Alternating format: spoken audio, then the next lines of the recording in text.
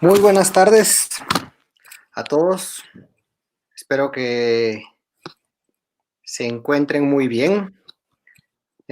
Continuamos con el programa de este primer congreso en línea. Para mí es un gusto poder presentar a nuestra siguiente conferencista, a la doctora María André Rodas García, que es cirujana dentista egresada de la Facultad de Odontología de la Universidad de San Carlos y es residente de la maestría de la rehabilitación oral. Yo como profesor de María Andrés realmente pues reconozco que es muy buena estudiante y la felicito por todos estos logros que lleva y pues María Andrés, bienvenida. Gracias, doctor, gracias por tenerme aquí hoy, por darme la oportunidad de presentar, gracias también a todos los que están conectados. Espero que la charla sea de su agrado y que pues puedan aprender bastante. Entonces, creo que sin más preámbulo, vamos al tema del día de hoy, que es una visión protésica en cuanto a la elevación del piso de seno maxilar, específicamente hablando de la técnica de ventana lateral. Entonces, para empezar, nada más quería hacer mención que la evidencia científica que utilicé para hacer la charla son revisiones sistemáticas y metaanálisis de RCTs y RCTs mismos, procurando que fuesen lo más recientes posibles, ¿verdad?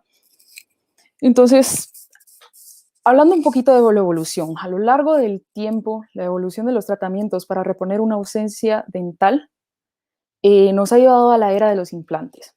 Los implantes, bien sabemos que actualmente son el tratamiento de elección tanto para los odontólogos como también para los pacientes. Muchos pacientes llegan a la clínica pidiendo que se coloque una restauración fija sobre implantes, entonces ellos también están sabidos que es una muy buena propuesta. Entonces, ante tal situación, tenemos que darnos cuenta qué sucede cuando hay una ausencia dental. Y lo que pasa es que hay cierta reabsorción ósea. Inevitablemente ocurre pérdida de tejido óseo, viniendo desde la cresta alveolar, y entonces mientras más grande sea la extensión de este tramo de déntulo y más tiempo haya pasado el mismo tramo, ¿verdad?, de déntulo, así también va a ser la reabsorción ósea que puede existir en el mismo. Además de eso, en el maxilar posterior, no solo la cantidad ósea que tenemos ahí no solo se ve afectada por la cresta, por la reabsorción de la cresta, sino también por la presencia y la neumatización del seno maxilar. Ante tal situación, entonces está indicado acudir a los procesos de regeneración. Los procedimientos de elevación de seno nos van a ayudar a aumentar el volumen óseo a expensas de la cavidad sinusal para así poder tener una cantidad considerable para colocar nuestros implantes y posterior a esto la restauración misma. Para proveer una restauración implanto soportada que sea protésicamente predecible y funcional, la posición de nuestro implante debe ser determinada directamente por medio de un encerado de diagnóstico. Este debe involucrar las relaciones entre los arcos dentales ideales, además de una posición tridimensional de la corona que sea ideal y la longitud de la corona que vamos a necesitar. Luego de esto necesitamos hacer una guía quirúrgica o una guía radiológica, la cual nos va a permitir trasladar este encerado de diagnóstico hacia la boca del paciente para poder tomar un CBCT. Entonces, al tomar el CBCT vamos a tener estas marcas opacas en el mismo, los cuales nos van a guiar sobre la posición tridimensional de la corona que realizamos en el encerado y así con esta relación poder determinar en dónde necesitamos realizar el injerto óseo y qué posición debería tener nuestros implantes. Entonces, de esta manera, no solo vamos a hacer la elevación de seno y el volumen que vamos a injertar, lo vamos a determinar protésicamente y también el implante que vamos a colocar, el tamaño del mismo y la posición va a ser guiado y dictado por la posición que hemos evaluado previamente en el encerado, siendo esta una posición que la consideremos estética, adecuada entre los arcos y que tenga unos aspectos biomecánicos también ideales. Previo a diagnosticar el CBCT, creo que es necesario que tomemos en cuenta y regresar un poquito a la anatomía del seno maxilar. Entonces, bien sabemos que el seno maxilar es una estructura piramidal, la cual su base está dirigida hacia medial y su ápice dirigido hacia el hueso cigomático. En la pared medial, en la parte superior, va a estar drenado por medio del ósteo, también va a estar cubierta en su totalidad en la parte interior por medio de la membrana de Schneider, la cual es un epitelio respiratorio junto con tejido conectivo. Y esta va a ser de alrededor de 0.45 a 1.40 milímetros de espesor. Además de eso, va a estar irrigada por varias arterias. La principal es la palatina mayor, la cual es una rama de la arteria maxilar. Y esta, pues la localización va a ser en la pared lateral del maxilar, en una localización mesial, perdón. Entonces, para evaluar la localización de esta arteria, lo podemos evaluar por medio del CBCT. Como pueden ver en los circulitos amarillos, se observa esta arteria. Es necesario que la localicemos cuando evaluemos el CBCT, debido a que esto nos puede brindar complicaciones durante la cirugía. Y para prever esas complicaciones, pues es necesario tomar en cuenta la posición de la misma. Luego, pues el tamaño normal del seno maxilar es alrededor de 2.5 centímetros de ancho, 3.75 centímetros de altura y 3 centímetros de profundidad. Este varía de persona a persona y también va variando y va aumentando el tamaño conforme la edad. Pero ¿qué pasa cuando perdemos piezas dentales? Esta neumatización y tanto la reabsorción de la cresta ósea también sigue ocurriendo, lo cual nos puede dar altura residual disminuida. Entonces, Víctor Salagaray y Jaime Lozoda hicieron una clasificación del hueso residual o hueso subantral, que se le puede llamar a ese hueso que nos queda después de las exodoncias dentarias de las piezas posteriores en el maxilar. Y estas van a estar clasificadas por grados. El grado número 1 es que es mayor o igual a 10 milímetros, y en este caso pues no sería necesario hacer una elevación del seno maxilar. El grado número 2 es cuando tenemos una altura residual de 8 a 10 milímetros, y esta, pues también podríamos evitar el realizar elevaciones de seno maxilar. En el grado número 3, el hueso residual va a ser de 4 a 8 milímetros, y en este pues ya estaría indicado si necesitamos colocar implantes de tamaño estándar o longitud estándar, sería necesario realizar una elevación de piso de seno maxilar. Y el grado número 4 es cuando la reabsorción ya está bastante avanzada y un hueso residual menor o igual a 4 milímetros, y también hay que hacer una elevación de piso de seno maxilar. Entonces, dada esta clasificación o muchas clasificaciones y más importante el volumen óseo residual que tengamos, podemos así tomar las opciones de tratamiento. Entre ellas van a estar las alternativas sin injerto. Estas pueden llegar a ser implantes angulados, implantes trasinusales, implantes cigomáticos, y también actualmente con la evolución del diseño de los implantes cortos podrían ser también la elección, al ser un tratamiento bastante rápido. Mencionaban en artículos que era una opción barata y menos compleja que las otras alternativas. Luego, cuando ya estamos ante una reabsorción de la cresta ósea un poco mayor, necesitaríamos realizar una técnica transcrestal. Esta fue descrita por Somers y la mencionó como una etapa en la cual se eleva el piso del seno maxilar por medio de una entrada directamente a través de la cresta. Entonces, en esta técnica menciona que debe tener unas características ideales, el cual el grosor de hueso sea ideal para tener una una estabilidad primaria del implante, la posición de los arcos y de la corona que sea la adecuada entre sí, y también que esta posición de la corona esté coincidente con el hueso residual que tengamos. Entonces, la supervivencia de los implantes de esta técnica transcrestal menciona que es de 83 a 100%, siendo una media del 95.9%, y también mencionaban que para hacer esta técnica nada más podríamos aumentar o elevar el piso del seno maxilar alrededor de 2 a 4 milímetros. Luego, por último, tenemos la técnica de ventana lateral. Esta técnica fue descrita por Tatum en 1976 y luego fue publicada por Boyne y James en 1980, y esta la describen como una técnica de aumento del piso del seno maxilar de manera retrógrada, en la cual se realiza una ventana en la pared lateral del maxilar y con la ayuda de elevación de un colgajo de espesor completo se coloca el injerto dentro del seno maxilar. Pero ¿por qué deberíamos realizar una técnica de ventana lateral si la técnica transcrestal puede ser menos invasiva, puede tener menor morbilidad y la supervivencia tanto del implante como del injerto óseo es bastante buena? Y para tomar esta decisión de realizar la técnica de ventana lateral, necesitamos tener dos aspectos claves en cuenta. Primero, la anatomía del seno maxilar y segundo, el hueso residual. Como vieran en su pantalla, al ver anatomía compleja, nos referimos a la presencia de septum dentro del seno maxilar, los cuales nos pueden condicionar las complicaciones que vayamos a tener intraoperatoriamente.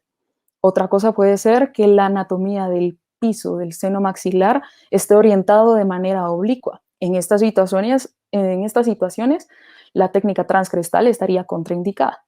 Y al referirnos al hueso residual, pues está indicado que en huesos menores a 6 milímetros se debería realizar una técnica de ventana lateral. Tatum también realizó una subdivisión respecto al protocolo que se va a tomar, y este protocolo sería por etapas, de una etapa y de 2 etapas. De una etapa se refiere a cuando se hace una elevación de piso de seno maxilar, realizando una ventana lateral, y además se puede obtener la estabilidad primaria del implante, entonces se colocaría el implante de manera simultánea. Se los voy a explicar un poquito más analizando un caso clínico. Pues primero es necesario evaluar el CBCT. Como se pueden dar cuenta en la imagen del lado izquierdo, está la presencia del septum. Entonces esto puede condicionar, como ya bien había mencionado, las complicaciones que podríamos tener durante la cirugía. También podemos ver que en región de pieza 16 y 15 tenemos suficiente hueso subantral como para obtener la estabilidad primaria de los implantes. Entonces, para empezar, se realiza una incisión crestal. El diseño de colgajo pues va a variar, y eso depende muchísimo del operador y también de la cantidad o longitud de espacio que necesitamos injertar. Lo que es muy clave es, primero, que este espesor, que este colgajo sea de espesor completo, que nos brinde visibilidad al hueso que está subyacente, y además que los márgenes o los bordes del colgajo no se encuentren coincidentes con los bordes de la ventana. Esto lo que nos va a permitir es que en la ventana haya suficiente irrigación sanguínea y también evitar el riesgo de perforación que pueda haber en dado caso se dé alguna complicación postoperatoria. Entonces, luego de esto se procedería a hacer la osteotomía. La osteotomía menciona que la parte inferior de la misma debe ser alrededor de 3 milímetros superior al piso del seno maxilar. Esto nos va a permitir que haya un buen acceso y que también podamos tener una buena disección de la membrana en esa área. Las osteotomías verticales van a depender mucho de la longitud del hueso que necesitamos aumentar, y la osteotomía superior pues también va a depender qué tanta altura necesitamos ganar en esta operación. Entonces, en base a eso, se pueden utilizar diferentes instrumentos para hacer la osteotomía. Entre ellos tenemos el instrumental rotatorio y también el piezoeléctrico. En este caso, se utilizó instrumental rotatorio para empezar, y la osteotomía va a tener diferentes variaciones en técnica. Técnica de bisagra, técnica de osteotomía elevada y técnica de osteotomía completa. La técnica de bisagra se refiere a cuando se realiza la osteotomía de el borde inferior y verticales de la ventana, pero el borde superior solamente se desgasta sin necesidad de separar completamente la ventana del hueso lateral maxilar, de la parte lateral del maxilar. Entonces lo que se realiza es que se empuja la ventana hacia el interior de la cavidad sinusal, como lo podemos ver en el diagrama, y esta ventana nos va a servir entonces como nuestro nuevo piso del seno maxilar. Esto nos va a ayudar también a darle protección al injerto, o a la membrana más bien, para que el injerto no la perfore, y pues acompañado de esto sería necesario colocar injerto óseo. La osteotomía elevada se refiere a cuando sí realizamos la osteotomía de todos los márgenes de la ventana y se eleva completamente la ventana de la pared lateral del maxilar. Esta técnica lo que nos permite es elevar esta ventana más allá de la osteotomía que realizamos en el hueso. Entonces, ahí sí se diseca la ventana completamente de la pared lateral.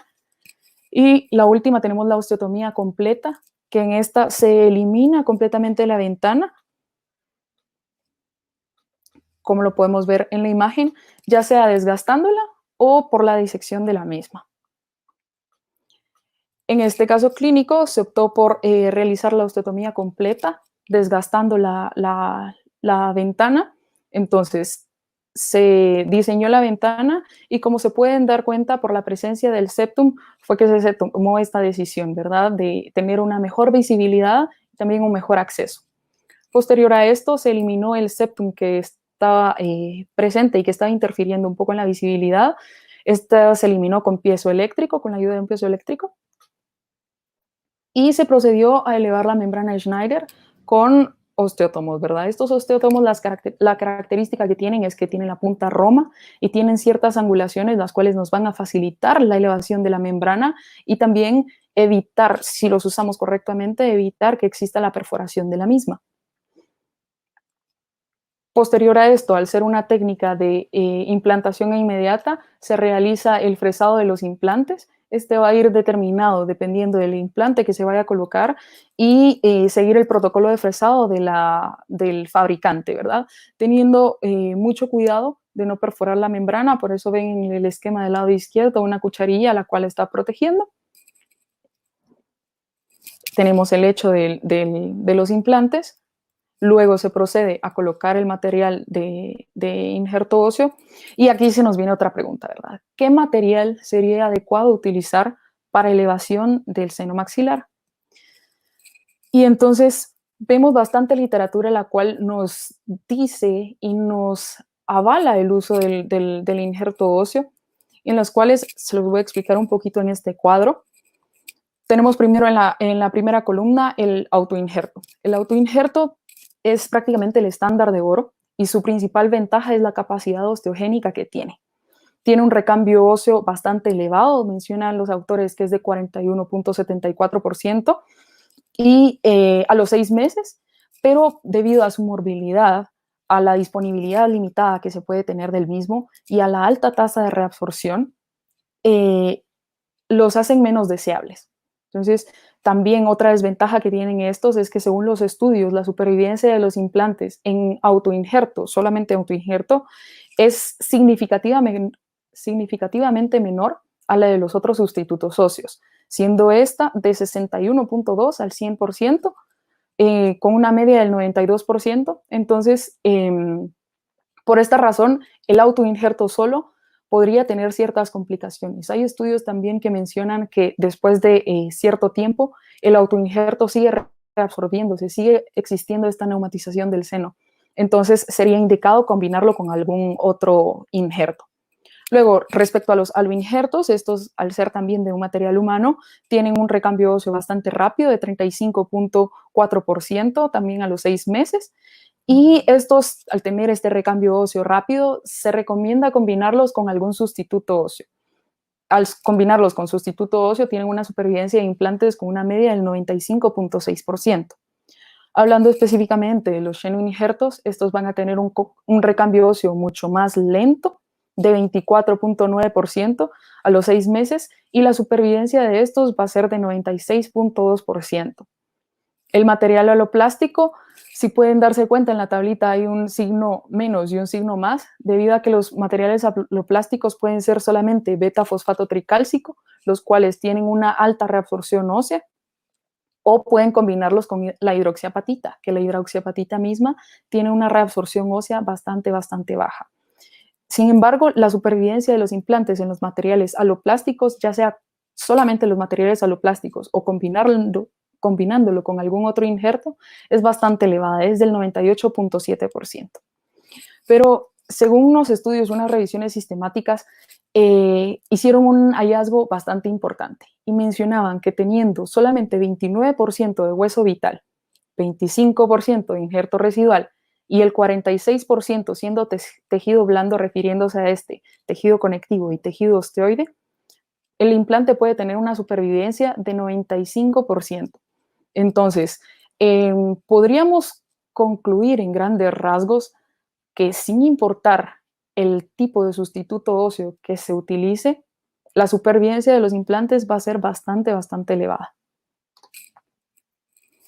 Bueno, en este caso se combinó autoinjerto particulado con aloinjerto, con xenoinjerto en partículas grandes. Se colocó el injerto y también se procedió a tapar la dehiscencia que se puede ver en el implante de pieza número 15, como lo pueden ver en esta imagen. Es importante que el injerto debe abarcar aproximadamente un 20% más del volumen que necesitamos final, debido a esta reabsorción ósea que pueden llegar a tener todos los injertos. Posterior a esto se coloca una membrana de colágeno reabsorbible. En este caso se colocó 2 capas de la misma para darle un poquito más de estabilidad y soporte al hueso subyacente. Lo importante de la membrana es que debe abarcar al menos 2 milímetros más allá de la ventana o del injerto que estemos realizando. Luego, bueno, esta es una vista oclusal de la misma.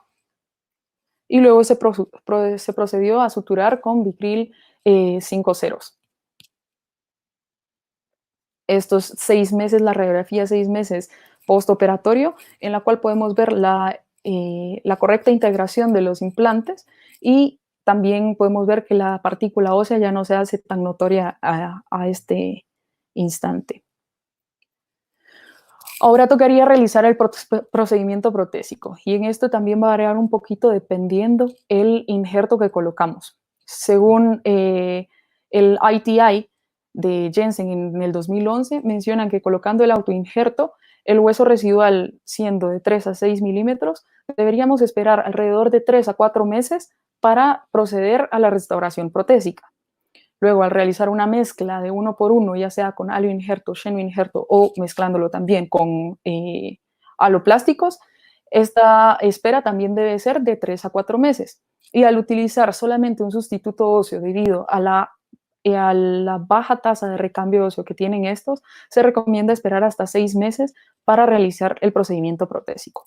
Todos estos tiempos pueden variar dependiendo de los autores que estemos leyendo, y también de las condiciones sistémicas que pueda tener el paciente, la capacidad de regeneración y de cicatrización que tenga el mismo.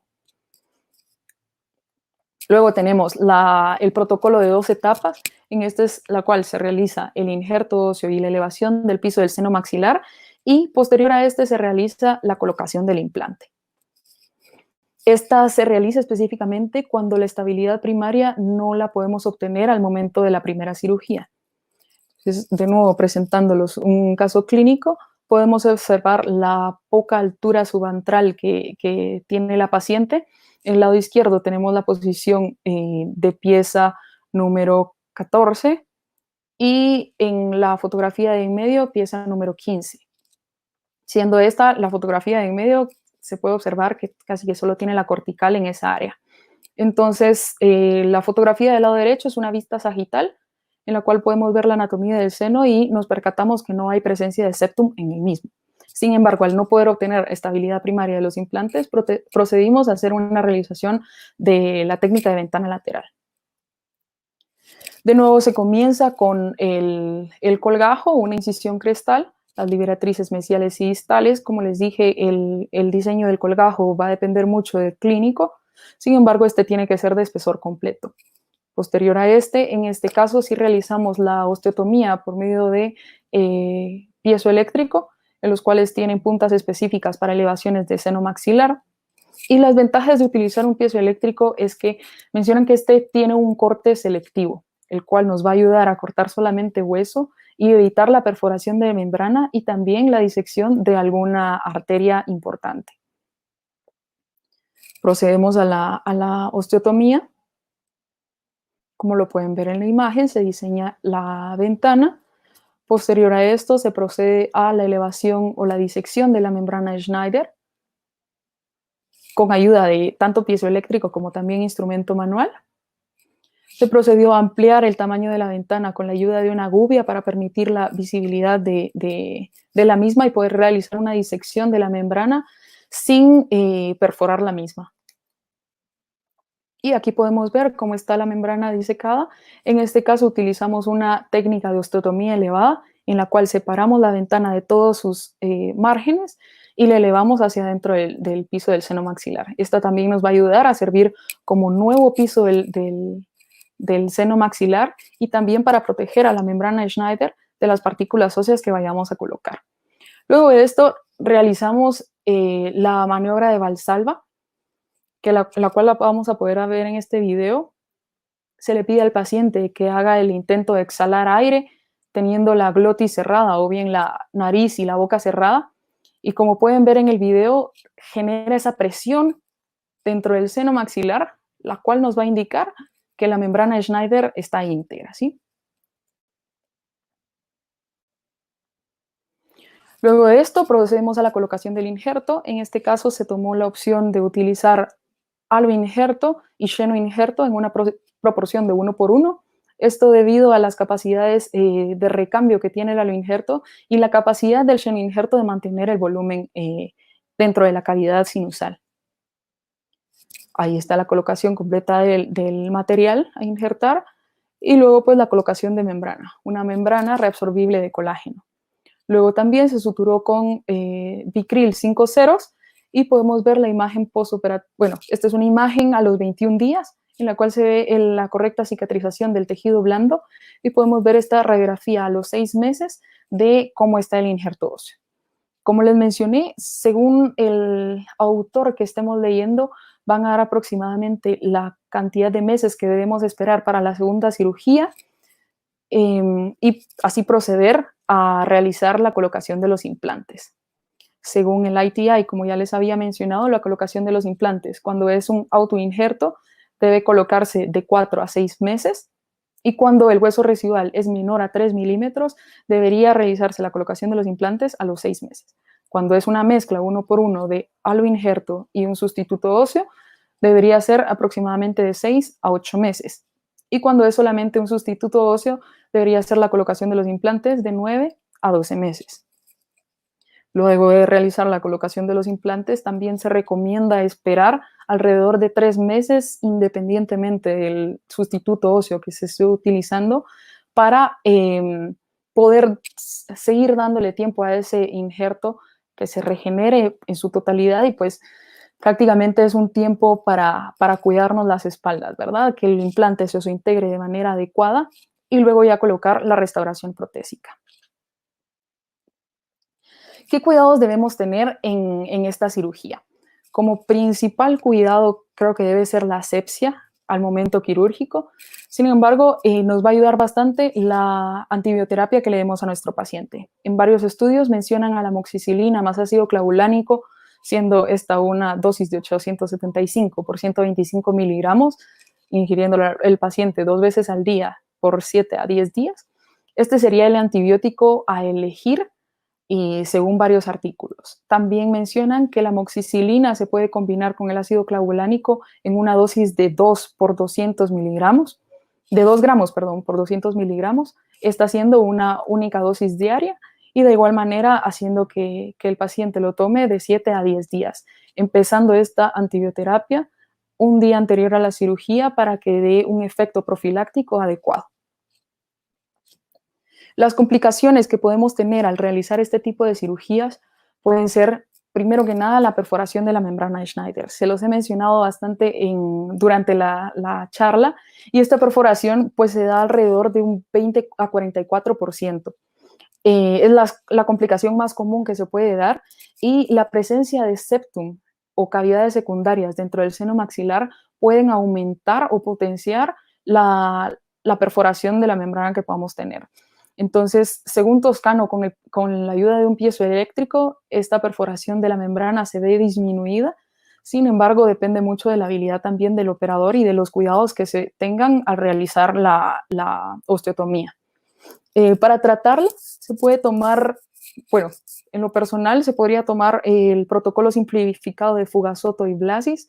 Este clasifica las perforaciones de la membrana según el tamaño de la perforación y la localización de la misma. Entonces, si es una perforación pequeña, se puede hacer nada más diseccionar un poco más la membrana para que ocurra un pliegue en la misma y esto evite el paso del injerto óseo que estemos colocando hacia la cavidad sinusal. Cuando ya es una perforación mediana, se puede colocar la membranas de colágeno reabsorbibles o cualquier tipo de membrana reabsorbible, pero que nos sirva como barrera de nuestro injerto hacia la cavidad sinusal. Y cuando es bastante grande, además de colocar esta membrana, se podría fijar sobre la pared bucal del maxilar, o bien se puede abortar el procedimiento e incidir cuando la membrana de Schneider ya esté nuevamente íntegra. La segunda categoría que tenemos aquí es el sangrado, y pues la disección o la lesión de las arterias durante la preparación de la membrana también es bastante común como complicaciones intraoperatorias. Pues, cuando estamos evaluando el CBCT, debemos localizar en la mayoría de los casos a la arteria palatina mayor. Esta usualmente en el 50% de los casos se observa en las radiografías, entonces deberíamos hacer lo posible por encontrarla, debido a que esta localización de la misma nos puede también guiar hacia la localización de nuestra ventana lateral. Entonces, si en dado caso lesionáramos alguna arteria, lo indicado podría ser hacer presión. La segunda opción podría ser colocando vasoconstrictores locales, y en este caso la epinefrina al 1 por 100.000 sería la indicada. Y luego podría ser la electrocauterización o sutura del vaso. Sin embargo, estas dos son bastante complicadas cuando el vaso no es de un diámetro bastante grande. Entonces, se podría también realizar la presión hacia el hueso adyacente, teniendo un poquito de conocimiento de la localización de la arteria, en qué localización, en el hueso podríamos hacer presión para que este sangrado pare. Y luego otras de las complicaciones menos comunes es el desplazamiento del material a la cavidad sinusal, ya sea del implante o del injerto. Y pues lo indicado hacer en tales casos es eliminar el material dentro de la cavidad sinusal. Como complicaciones postoperatorias están también la infección, que se da en un 3% de los casos, la exposición de material, ya sea de la membrana o del material injertado, y sangrado. Pues todas estas complicaciones postoperatorias van a tener relevancia si nosotros no tenemos el suficiente cuidado dentro de la cirugía. Entonces, todas estas las podríamos evitar también conociendo la historia médica del paciente, para pues, que no nos suceda durante la cirugía. Entre las contraindicaciones que vamos a tener para la elevación del seno maxilar, las contraindicaciones absolutas serían sinusitis agudas, presencia de patologías dentro del seno maxilar, que serían quistes o tumores, radiación en el área y la dosis de bifosfonatos intravenosos. Entre las contraindicaciones relativas podrían ser alteraciones metabólicas, fístulas bucosinusales, tabaquismo, alcoholismo, periodontitis y áreas periapicales. Para esto lo indicado sería resolver primero esta patología o enfermedad, y posterior a esto pues proceder a la cirugía de elevación del piso de seno maxilar. Entonces, para concluir un poquito, la elevación de piso del seno maxilar, específicamente de la ventana lateral, es un procedimiento bastante predecible. Tiene una baja morbilidad y un porcentaje de éxito mayor al 90%. Pero a todos nos viene la duda, ¿verdad? ¿Qué sería mejor, el colocar implantes en hueso nativo o el colocar el implante en un hueso injertado, como lo podría hacer en una elevación del piso del seno maxilar? Y según la literatura reciente que he leído, menciona que no hay diferencia significativa entre colocarlo en un tipo de hueso o en el otro, ¿verdad? Siendo este nativo o en un injerto óseo. Y la supervivencia que van a tener los implantes en elevaciones de piso de seno maxilar puede llegar hasta el 99.6%, lo cual vemos que es bastante elevada y nos da esa predecibilidad que necesitamos para el procedimiento. Entonces, sin más que agregar, agradezco mucho por su tiempo, y si alguien tiene alguna duda, por favor, en el chat la pueden escribir y estamos aquí para servirles y contestar cualquier duda. Muchas gracias, María André. Muy, muy interesante su plática. Vamos a leer aquí algunas de las preguntas o comentarios que nos han hecho a través del chat. El doctor Mario Enrique Taracena Enríquez dice: buenas tardes y felicitaciones, María André. El El doctor Massa 55 dice, ¿cómo haces para planificar prequirúrgicamente la cantidad de partícula ósea? Ok, con esto el CBCT nos ayuda bastante.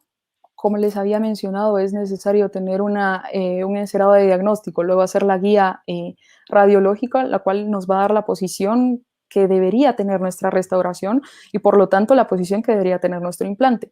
Entonces luego con la ayuda de la reglita, una regla medidora en el CBCT, podemos medir las dimensiones del seno maxilar y es muy simple, ¿verdad? Sacando el volumen de un rectángulo prácticamente, podemos hacer este cambio de centímetros cuadrados a centímetros cúbicos. Muy bien. La doctora Olga García nos comenta, buenas tardes doctora, felicidades por sus casos, muy complejos pero muy interesantes, felicidades. La doctora Anayansi Melgar dice, felicitaciones María André, y pregunta, ¿es posible la realización de una elevación del piso del seno maxilar con una membrana sinusal mayor a 2 milímetros? Lo recomendado es que no. Cuando existe engrosamiento de la membrana es porque hay presencia de sinusitis o de alguna patología en la misma. Entonces, la posibilidad de alguna infección postoperatoria cuando la membrana está engrosada es bastante elevada. Se recomienda entonces la interconsulta a un otorrinolaringólogo que se solucione la situación y luego cuando ya esté dentro de los parámetros normales que se había mencionado que es aproximadamente 0.45 a 1.40, pues ya poder realizar el procedimiento quirúrgico.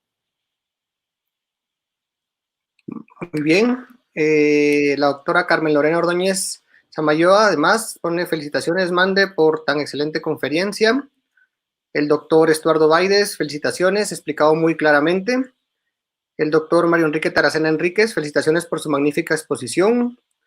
El doctor Manolo Ramírez también nos comenta, felicitaciones María André, muy bonita conferencia. El doctor Alejandro Ruiz, felicidades María André. Solución Dental Esquipulas, bravo Mande. Gustavo de la Roca dice, excelente conferencia Mande. El doctor Diego Estrada, felicitaciones María André. Viendo que ya no tenemos ninguna otra pregunta más, pues damos por concluida este tema. Por mi parte, la felicito, María André, muy buena conferencia, muy bien explicada. Para nosotros también es un honor tener estudiantes que se esmeran bastante en este tipo de procesos y pues poder mostrarle a todas las demás personas lo que se está trabajando en el posgrado. Sin nada más que decir, pues entonces le vamos a otorgar este reconocimiento que aparece en pantalla ahorita, aquí está, es que aparece o no aparece, pero ahora sí está. Dice, la Universidad de San Carlos de Guatemala y la Escuela de Estudios de Posgrado de la Facultad de Odontología otorgan el presente diploma a la doctora María André Rodas García por su colaboración como conferencista en el primer Congreso en línea 2020 de la Escuela de Estudios de Posgrados de la Facultad de Odontología de la Universidad de San Carlos de Guatemala, dado en la ciudad de Guatemala, el 6 de mayo del 2020, y enseñar a todos. Felicidades, María André, y entonces con esto concluimos esta conferencia y regresamos en unos minutos para continuar con la programación del Congreso. Buenas tardes. Gracias.